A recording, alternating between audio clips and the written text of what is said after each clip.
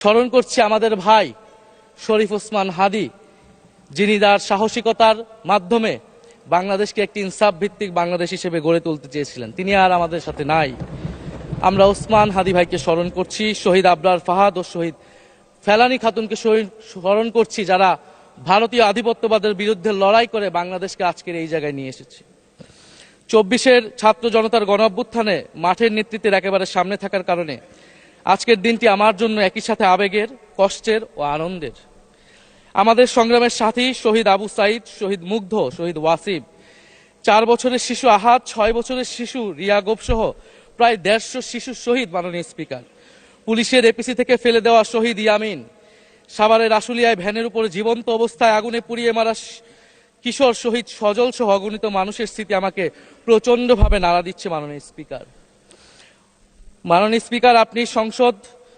আপনি মাননীয় সংসদ নেতা, বিরোধী দলীয় নেতা সহ সংসদের সকল সদস্য এবং আপনার মাধ্যমে দেশবাসীর উদ্দেশ্যে আরো স্মরণ করিয়ে দিতে চাই মাকে উদ্দেশ্য করে লেখা চিঠি 10ম শ্রেণীর ছাত্র শহীদ আনাসের, যিনি বলেছিলেন, একটি প্রতিবন্ধী কিশোর, 7 বছরের বাচ্চা, ল্যাংড়া মানুষ যদি সংগ্রামে নামতে পারে তাহলে আমি কেন বসে থাকবো ঘরে?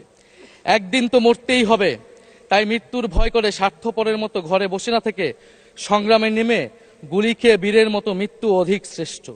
যে অন্যের জন্য নিজের জীবন বিলিয়ে দেয় সেই প্রকৃত মানুষ। আমি যদি বেঁচে না ফিরি তবে কষ্ট পেও না, গর্বিত হয়েও জীবনের প্রতিটি ভুলের জন্য ক্ষমা চাই। আনাস তার মাকে এই চিঠি লিখে রাস্তায় নেমে গিয়েছিলেন, শহীদ হয়েছিলেন। মাননীয় স্পিকার, যাদের আত্মত্যাগের কারণে আজকে আমরা এখানে বসে কথা বলতে পারছি।